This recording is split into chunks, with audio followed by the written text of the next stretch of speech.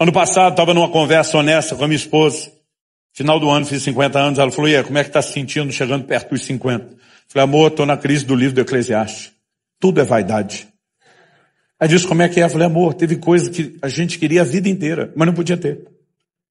Eu falei, agora que nós estamos vivendo um bom momento que podemos ter, eu não quero mais.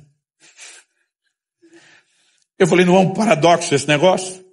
Querer, mas não poder, depois poder, mas não querer. Ela diz, a gente não deveria olhar para esse não querer mais como uma maturidade. Eu falei, para mim, mais do que emocional, tem a ver com o nível de descoberta.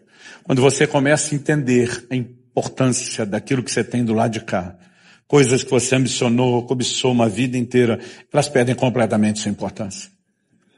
Eu acho trágico, não só triste. Já vi crente chorando, dizendo, se o Senhor não me der a casa, eu não vou ser feliz. Eu digo, o quê? A sua alegria está dependendo disso aqui? A Bíblia diz que do lado de cá tem plenitude de alegria, delícias perpétuas, ou seja, não duram só um momento.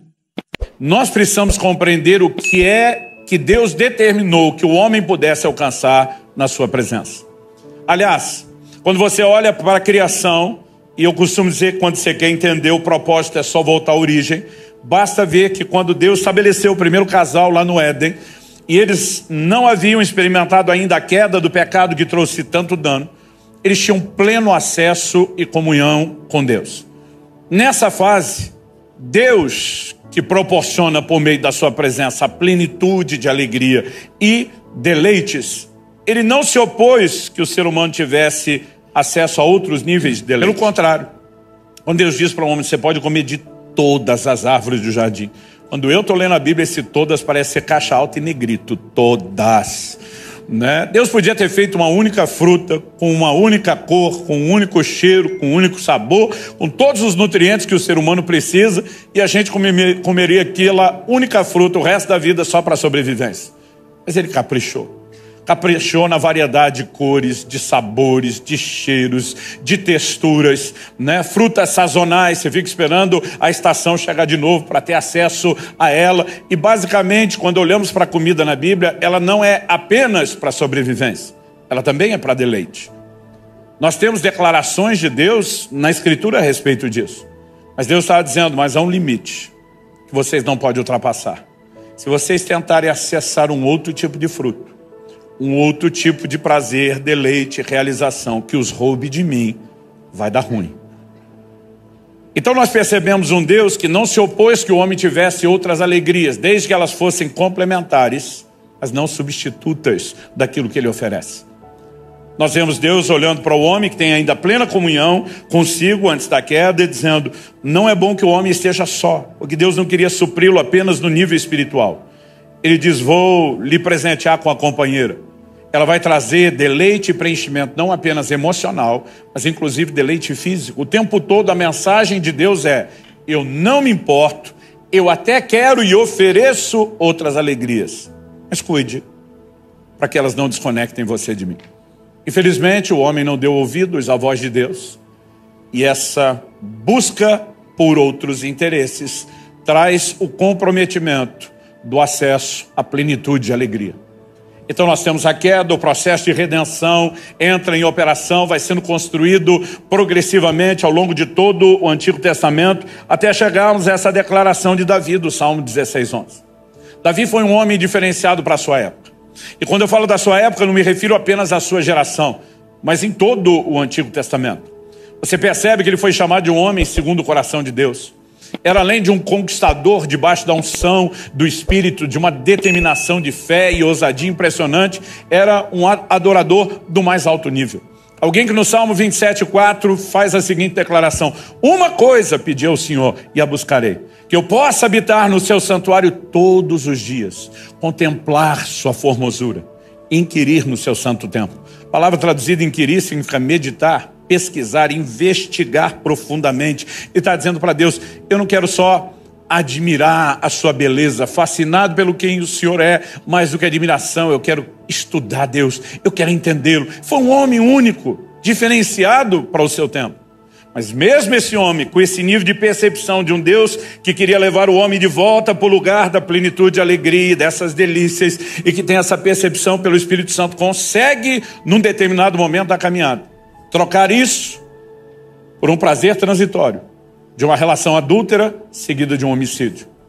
É inegável que ele passa um processo de arrependimento e restauração. Mas a pergunta é, o que leva alguém como Adão e Eva, que experimentaram a plenitude de alegria, esse nível de deleites, viver um retrocesso? O que leva alguém como Davi, que já está vivendo nesse lugar, falando dessas declarações, retroceder? E a pergunta não é só essa. A pergunta é, pode acontecer conosco? O que o livro de Hebreus, no capítulo 3, nos versos 12 a 14, diz, tenham cuidado, irmãos. Aqui é uma clara advertência. Para que nenhum de vocês tenha um coração mau e descrente, que o leve a se afastar do Deus vivo. Quem que pode se afastar do Deus vivo? Só quem aproximou primeiro. Aqui a Bíblia está falando de retrocesso. E a advertência segue dizendo, pelo contrário, animem uns aos outros todos os dias durante o tempo que se chama hoje, a fim de que nenhum de vocês seja endurecido pelo engano do pecado. O que temos nos tornado participantes de Cristo, se, de fato, guardarmos firme até o fim a confiança que desde o princípio tivemos. O que leva alguém a se afastar do Deus vivo? A ter um coração endurecido pelo pecado. A não levar em conta inúmeras advertências. Essa é uma de muitas, só no livro de Hebreus, o que diz em toda a Bíblia. Na verdade, eu acredito que nós precisamos parar e questionar como se perde a sensibilidade para com Deus a ponto de viver um retrocesso. E esse tipo de questionamento não é porque queremos viver o retrocesso. É porque entender isso nos ajuda a evitá-lo. Traz uma atitude de prevenção. No ano passado eu fiz uma promessa à igreja pastorei lá em Curitiba e acabei fazendo a vocês aqui, que depois de lá é o lugar que eu mais congrego. Eu prometi duas coisas lá e eu repeti isso aqui porque eu falei várias vezes do assunto ano passado. Primeiro, eu disse ao meu povo, vocês vão me ver jejuar como nunca antes, por conta de um entendimento que Deus tem trazido. E eu falei, segundo, eu vou perturbar vocês, ensinando a respeito do assunto. E no início desse ano eu fui lá renovar a promessa diante do meu povo. Falei, para quem acha que expirou no ano passado, estou renovando. Está valendo de novo e quero fazer a mesma coisa aqui. O assunto que eu vou pregar hoje não se limita ao jejum. O tema da minha mensagem é como preservar a sensibilidade para com Deus, ou preservando a sensibilidade para com Deus. No entanto, apesar de não se limitar a isso, eu preciso mexer no assunto de jejum para não apenas ilustrar, te mostrar como Deus me trouxe esse assunto à tona e deixar um gancho pronto para lá no final dar um arrematezinho ligado ao assunto. No ano passado eu estava num segundo jejum prolongado que eu fiz no ano, e um homem de Deus que eu respeito e admiro muito dessa nação, um gigante espiritual. Nós estávamos juntos no evento por vários dias, eu não consegui esconder dele que estava jejuando. Vamos hoje, subirá. Falei, olha, eu posso sentar comer, mas posso sentar conversar, mas não estou comendo. Né? E à noite? Falei, também não, mas vale o tempo de comunhão, a mesa. Né? Daí ele, não, então vamos deixar para amanhã cedo. Falei, então, o café também não. Ele falou, pelo menos ao almoço. Falei, também não. Ele falou, vamos logo para o assunto. Até onde vai esse jejum? Falei, vai demorar um pouco. Aí ele olhou para mim e falou, mas quanto tempo você já está? Eu falei, já faz um tempo. Né? E mesmo eu tentando ser evasivo, ele falou, Luciano, desculpa perguntar. Você está entre as pessoas que eu conheço, talvez mais jejue, que talvez mais ensine sobre o assunto. Ele já tinha lido o meu livro. Ele falou, posso te fazer algumas perguntas? Eu falei, pode. E uma pergunta dele me trouxe assim uma reflexão diferenciada. Ele falou, o que tem te levado a se dedicar tanto ao jejum ultimamente? Falei, pastor, se o senhor me perguntasse isso lá nos meus 18 anos de idade, ou mesmo há década e pouco atrás, minha resposta de prontidão seria o sobrenatural. Eu queria romper, eu queria experiências maiores, eu queria avançar no ministério, não apenas na força do braço, mas vendo a mão de Deus. E eu confesso que o jejum tem sido uma ferramenta tremenda para isso. Mas hoje, o entendimento que Deus tem me trazido, minha resposta é completamente diferente. Ele falou, e qual é a de hoje? Eu falei, a de hoje é a capacidade de perceber os deleites espirituais de uma forma diferenciada. Ele fez uma cara de pensativo e disse, me explique mais isso. Eu falei, para te explicar, eu vou te contar um caso verdadeiro que vai servir de alegoria, de ilustração. Falei, recentemente, nesse mesmo jejum prolongado, Um grupo de pastores onde eu estava ministrando saiu do evento, iriam para o almoço, e aquela conversa do reino de Deus, do mover de Deus, da Bíblia ia continuar. Falei, gente, estou indo. Os caras, não, você está jejuando, vai para o hotel. Falei, eu prefiro essa conversa do que ficar longe. Falei, estou indo com vocês. Não, mas você não está comendo. Falei, o quê? Hoje vai ser um banquete. Falei, vai ser água com gás com limão, em vez de só água. Todo mundo riu e nós fomos para lá. No momento em que eu cheguei, pedi ao garçom, falei, você pode me mandar um pouquinho de limão espremido? Claro. Daqui a pouco ele bota um copo grande, não tanto quanto esse, mas parecido, quase tão cheio quanto esse de limão. Eu olhei e estranhei. Normalmente você pede limão em qualquer restaurante, a medida parece ser econômica. Vem um dedinho, 2. Eu vi aquele copo todo e pensei, acho que ele não entendeu o que eu pedi. Ele deve ter trazido uma limonada. Então, curioso, eu fui e dei uma beliscadinha, uma provada, né? Para quem diz que a água não tem gosto, jejuadores discordam, né? Por quê? À medida que você vai ficando vários dias sem comer, seu paladar vai ficando tão refinado, e é impressionante. Você pega uma água de um pH mais alto, você já sente que ela é mais salobra. Você pega alguns tipos de água, vai olhar no rótulo, depois dito e feito, ela tem um gosto metálico, elas têm muito mais mineral do que outras. E, enfim, você consegue perceber a diferença. E, às vezes, a mesma marca envasada em estado diferente tem diferença de sabor. Isso vai ficando tão sensível que, às vezes, você não consegue beber o que precisa no jejum prolongado, que é a água. Então, uma recomendação que jejuadores costumam dar é: põe um pouco de limão na água. Vai melhorar o pH da água, do sangue. Eu não vou te encher com informação técnica, mas eu pedi o limão. Quando eu provei aquilo, eu achei tão doce, tão doce. E eu falei para o garçom, falei, amigo, desculpa, você não me entendeu. Eu queria só o limão espremido, não era uma limonada. Ele falou, isso aí é limão espremido, não é limonada. Eu falei, não. Eu provei isso aqui, está doce. Ele falou, impossível. Eu vi o cozinheiro espremer os limões na minha frente ali. Aí eu provei de novo, falei, mas está doce. O cara dizia, não pode estar doce. O pastor da minha frente, sentado do outro lado da mesa, curioso, passou a mão no copo, deixa eu ver. E quando ele provou e fez uma cara de azedo, falou, pelo amor de Deus, Subirá. Isso aqui é limão puro. Eu falei, não é limonada. Eu provei de novo, falei, está doce. E ele tomou, azedo. No fim, todo mundo quis ir para o Tiratema, eu quase fiquei sem limão. Mas todo mundo fazia a mesma cara de azedo. E daqui a pouco eu lembrei. Falei, é o meu paladar. Refinado pelo processo de limpeza do corpo. Que está percebendo a frutose do limão que ninguém percebe. Aí eu falei, para o senhor ter ideia agora de quem viu o doce no limão, tenta entender a minha indignação alguns dias depois. Quando eu sentado em outra mesa com outro grupo de pastores. Um deles, quando terminou de almoçar, pega de sobremesa uma salada de fruta. E ele começa a enchê-la de leite condensado. Eu queria voar por cima da mesa no pescoço dele. Eu queria gritar com ele, esse negócio já é doce, não precisa, perdão da palavra, dessa desgraça do leite condensado. Mas eu lembrei que eu mesmo, durante muitos anos, botava a desgraça do leite condensado na salada de fruta. Por quê? Tão intoxicado de comida errada e de muito açúcar, eu já não conseguia mais perceber o doce da fruta. E eu precisava de um aditivo. Agora, não só com a vida e alimentação diferente, mas longe até da frutose, eu ficava imaginando o quão doce aquilo era e por que aquela criatura estava fazendo aquilo. Quando eu terminei de contar, o pastor já estava balançando a cabeça, tipo, entendi. Falei, o jejum faz com o nosso espírito, a nossa alma, a mesma coisa que ele faz com o paladar. Ele te ajuda a perceber doçuras que ninguém mais está percebendo. Porque estão se enchendo de um doce, de um leite condensado, que nós precisamos entender o que é. Então, no processo, eu quero usar isso porque foi essa conversa que Deus usou para me fazer parar a pensar naquilo que eu vou falar com vocês hoje. E eu volto no final, dar um arremate no assunto do jejum. A primeira coisa que Deus me tem feito entender é um princípio espiritual. Quem não valoriza, não busca. Jesus deixou isso muito claro em Mateus 6:21, quando disse, não acumulem tesouro sobre a terra, onde as traças e a ferrugem corroem, onde os ladrões escavam e roubam. Mas ajuntem tesouros no céu, onde as traças e a ferrugem não corroem, onde os ladrões não escavam nem roubam, porque onde estiver o seu tesouro, aí estará também o seu coração. E diz, onde está o seu tesouro, aquilo que você dá valor, seu coração é direcionado. Um trilho de foco, de motivação, de propósito é definido para que você se mova na direção daquilo que você valoriza, não daquilo que você não valoriza. Em Colossenses, no capítulo 3, dos versos 1 a 3, Paulo fala basicamente a mesma coisa com outra roupagem.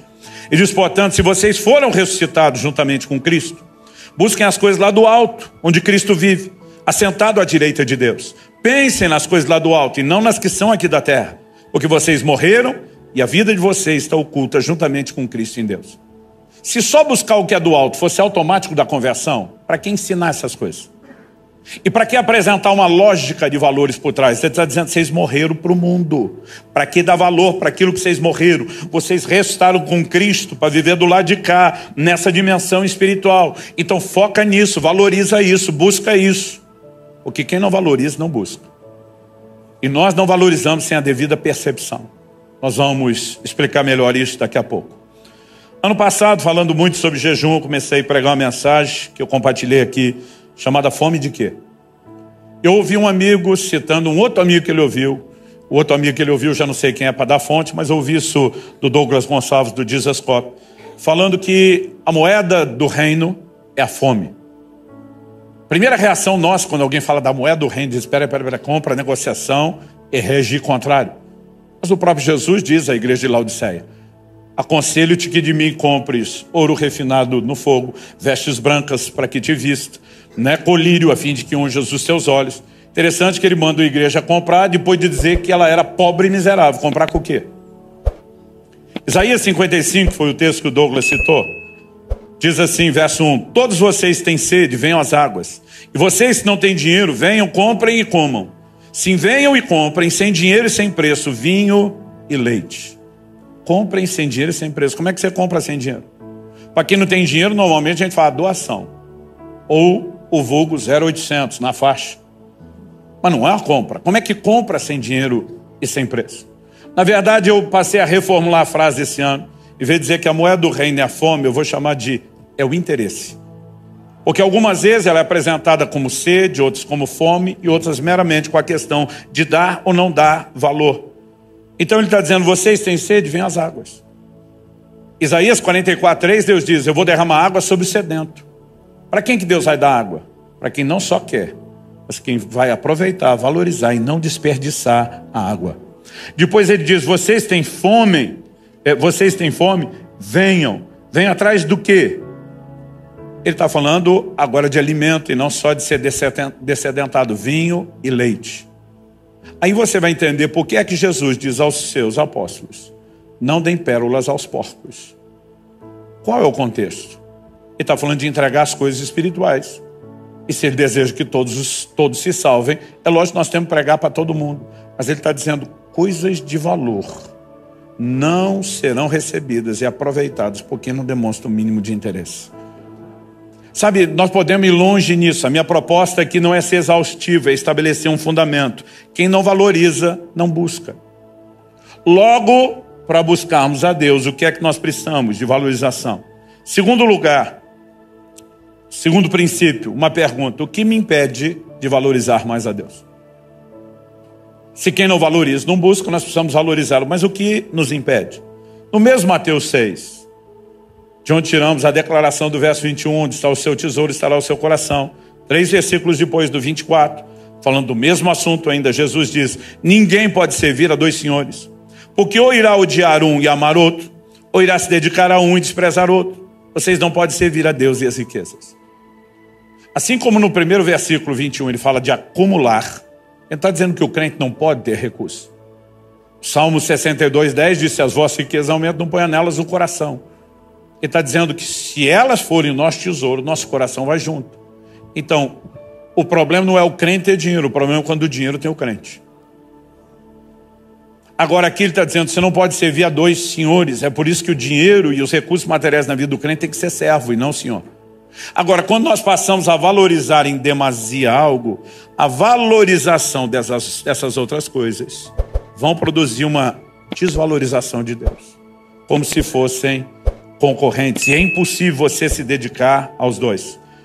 Em Lucas 8,14, explicando a parábola do semeador, Jesus diz que a semente caiu entre espinhos, são os que ouviram, e no decorrer dos dias foram sufocados com as preocupações, as riquezas e os prazeres dessa vida.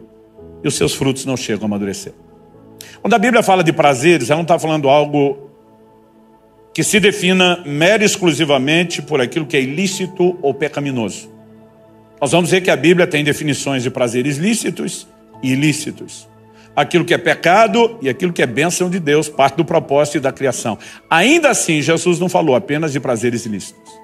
Mesmo os lícitos, dependendo da maneira que nos relacionamos com eles, podem sufocar a ação da palavra de Deus e a consciência espiritual que Deus quer que haja em nós. O que me leva a avaliar com mais intensidade recentemente algumas declarações bíblicas. Em 1 Timóteo 3, ele diz que nos últimos dias as coisas iam piorar. Mas ele não está falando da circunstância. Você olha tudo que ele fala a partir do verso 1, ele só vai descrevendo o comportamento humano. No final da lista, você lê a lista toda, é assustador. No final da lista, ele termina dizendo assim: traidores, atrevidos, convencidos. E quando você lê a lista toda, você pensa, está falando do ímpio. Mas o verso 4 termina com a frase: mais amigos dos prazeres do que amigos de Deus. Ele não está dizendo que a pessoa é inimiga de Deus, mas ele está dizendo que a amizade de Deus começou a diminuir em detrimento do quê? De alguém que está se tornando mais amigo dos prazeres do que dele. Antes de convertermos, nós éramos inimigos de Deus. Então a Bíblia não está falando do ímpio. Romanos 5 diz que ele nos amou quando éramos seus inimigos. Então a Bíblia está falando de alguém que saiu do estado de inimizade, reconciliado com Deus por meio de Cristo, descobriu não só o perdão, mas comunhão, relacionamento com Deus. Mas agora essa amizade está arrefecendo, porque alguém está sendo mais atraído para cá do que para lá. Onde tendemos a nos inclinar quando falamos de amizade? Aqueles que nos agradam mais. E de alguma forma, quando a pessoa está se tornando mais amigo dos prazeres do que de Deus, ela atribuiu mais valor, encontrou mais aprazimento nessa dimensão do que em Deus. Outro dia alguém falou: não, isso aí está falando do ímpio. Eu falei: não, o ímpio não é amigo do prazer. O ímpio é escravo do prazer. É outra conversa. Tito 3,3, falando da nossa condição antes da conversão, diz: pois nós também no passado éramos insensatos, desobedientes, desgarrados, escravos de todo tipo de paixões e prazeres, vivendo em maldade e inveja, sendo odiados e odiando-nos uns aos outros. O escravo dos prazeres não consegue em nenhum momento sair do lado de cá. Agora, o crente que escapou dessa escravidão e conheceu Deus, às vezes ele pode estar voltando a flertar com algo que não escraviza, mas o distanciou da plenitude, alegria e do lugar de delícias. A Bíblia, quando fala de prazeres, fala em dois aspectos distintos. Ela fala do não crente, mas fala do crente. Por exemplo, Hebreus 11:25 fala que Moisés preferiu ser maltratado junto com o povo de Deus a usufruir os prazeres transitórios do pecado. Todo dia vi alguém falar: pecado não dá prazer. Eu falei: se não desse, ninguém pecava. Só que a Bíblia chama de prazer transitório. É ilusório, é fake. Ele te engana, porque ele dura pouco. É muita manchete para pouca notícia. Agora, a Bíblia fala de prazeres numa esfera que é o crente tendo problema. Tiago capítulo 4, verso 1. Ele pergunta: de onde procedem as guerras e brigas que entre vocês? A gente está falando com os crentes. Crente briga? Pode isso, Arnaldo? A questão não é se pode, é que na prática acontece. De onde procedem as guerras e brigas que entre vocês? De onde, senão dos prazeres que estão em conflito dentro de vocês? Ele diz: antes do conflito acontecer do lado de fora, ele começou do lado de dentro. Mas pastor, prazer não dá conflito. Quando você está usufruindo ele, não. Mas a ambição e o desejo por ele gera muito conflito. Conflito com as pessoas, conflito com Deus. Depois de fazer essa pergunta, ele diz: vocês cobiçam e nada têm. Matam e sentem inveja, mas nada podem obter. Vivem a lutar e fazer guerras. E ele resume: nada tem porque não pede. É aquele nível de crente que não descobriu o poder da oração e não alcança nada. Mas ele diz: pede e não recebe. Tem um crente frustrado que ora e não sabe como alcançar a resposta. A partir de semana que vem vocês vão aprender como. Ele responde: porque pedem mal. Qual a definição de pedir mal? Para esbanjarem em seus prazeres. Então preste atenção, a verdadeira fonte de prazer está em Deus. A oração deveria ser uma das principais formas de conexão com a principal fonte de prazer. Mas tem aquele crente que diz: eu só uso a oração para pedir para Deus que Ele me dê essas coisas do lado de cá. Então a ambição dele de ser satisfeito só por meio do que Deus dá e não de quem Ele é e do que relacionamos com Ele é uma grande ilusão. Quando nós começamos a pensar nessa perspectiva, o que nos impede de valorizar mais a Deus? Evidente que a valorização das outras coisas em detrimento de Deus. Mas a pergunta é, algum de nós acorda às 7 da manhã pensando, hoje é dia de maldade, o que eu posso fazer para depreciar Deus? O processo não é bem consciente. E como que ele acontece? Terceiro tópico, outra pergunta. O que me ajuda a valorizar Deus? Vamos pensar na contramão. Porque quando falamos daquilo que nos leva a depreciá-lo, nós precisamos rever. E rever profundamente em oração quais prazeres estamos buscando. Deixa eu dar um último exemplo. Acredito de todo o meu coração nas promessas bíblicas de provisão e prosperidade. Mas é impressionante nas últimas décadas como a igreja tem distorcido isso. Desde os emissores, os que pregam e ensinam, aos receptores que ouvem do jeito que querem. Para muitos, esses textos e promessas bíblicas viraram a desculpa para mascarar sua própria avareza e ganância. Como se a Bíblia ensinasse provisão, mas não ensinasse desprendimento e contentamento. Então nós precisamos avaliar algumas dessas ambições. Mas a pergunta em contrapartida, e esse é o ponto principal, é: o que me ajuda a valorizar Deus? Então, se a valorização das outras coisas, em detrimento do valor de Deus, nos prejudica, é lógico que a gente tem que trilhar o caminho oposto. Qual o caminho oposto? A valorização de Deus em detrimento das outras coisas. Uau, pastor Luciano, se eu tivesse descoberto isso antes, a minha vida cristã era diferente. Não, a gente sabe disso. O problema é que não adianta apenas saber, nesse mero nível de consentimento mental. Se só isso funcionasse, todas as promessas de ano novo que a gente faz estariam de pé. Esse ano eu vou ler mais a Bíblia. Esse ano eu vou orar mais. Esse ano eu vou buscar mais a Deus. Esse ano pode ser até que eu jejue. A gente tem aqueles momentos que você diz, eu quero, mas de alguma forma parece que a coisa não engata, não vira. Por quê? Não depende só de você parar e dizer, vou fazer uma equação racional. Quando o salmista diz, tu me farás ver os caminhos da vida, ele está dizendo que existe uma percepção que nos leva à valorização desse lugar. Existe uma descoberta, existe uma revelação. E para isso eu e você precisamos de mais do que apenas tentar comunicar uma informação. Então vamos ver o que Paulo diz em Filipenses 3, 7, 8. E diz, mas o que para mim era lucro, isso considerei perda por causa de Cristo. Na verdade, considero tudo como perda, por causa da sublimidade do conhecimento de Cristo Jesus, meu Senhor. Por causa dele pedi todas as coisas e as considero como lixo para ganhar a Cristo. Durante muito tempo, quando eu via Paulo usando essa linguagem, que ela é financeira, é material, é um tom de quem está num papo monetário, lucro, perda, ganho, prejuízo.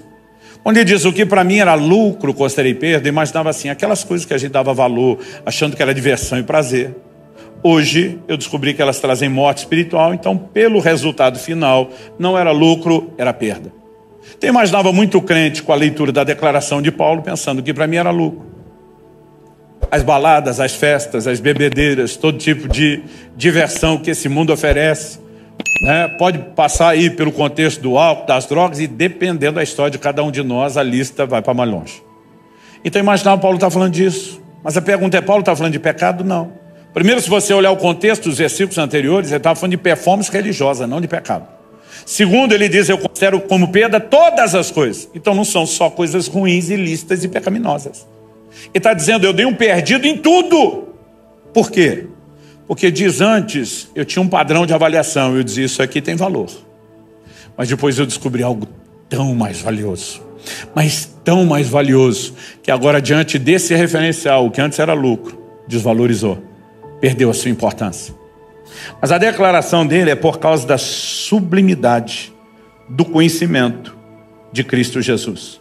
Quando eu olho para essa declaração, por causa da sublimidade, em outras palavras, né, em outras traduções, essa expressão sublimidade vem, como por exemplo na NVI, a suprema grandeza do conhecimento.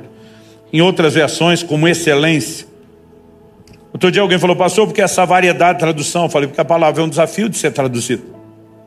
Hiperétio, que é a palavra usada no original grego, ela tem uma abrangência de significados. Mas vamos ver o que eles têm em comum. Manter-se sobre, sobressair, elevar-se, destacar-se, estar acima, ser superior em posição, autoridade e poder, ela fala de proeminência. Então, particularmente, eu não creio que ele está dizendo só da proeminência do conhecimento. Isso já cabe muito bem.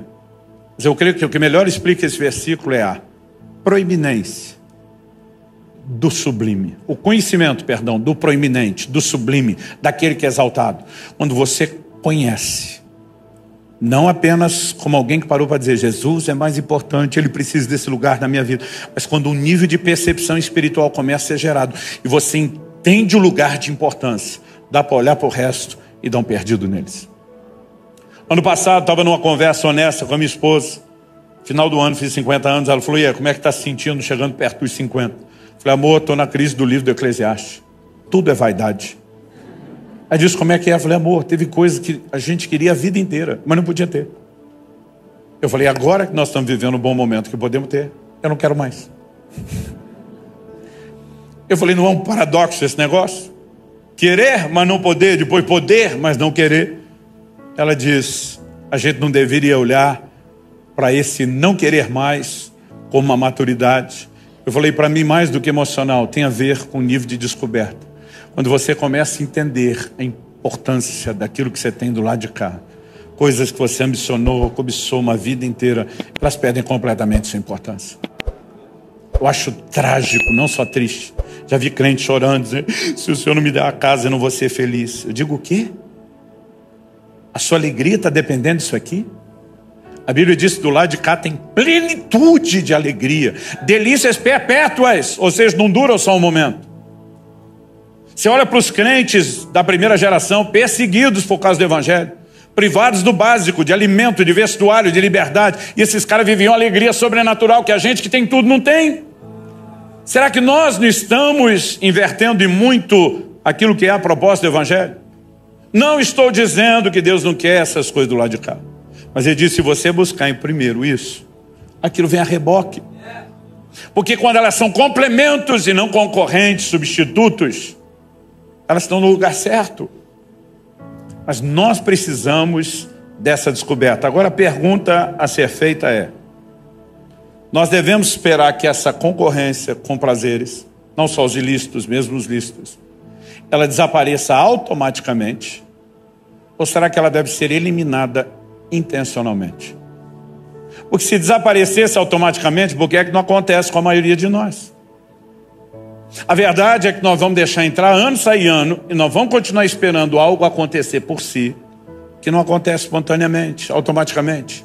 Isso precisa ser intencional.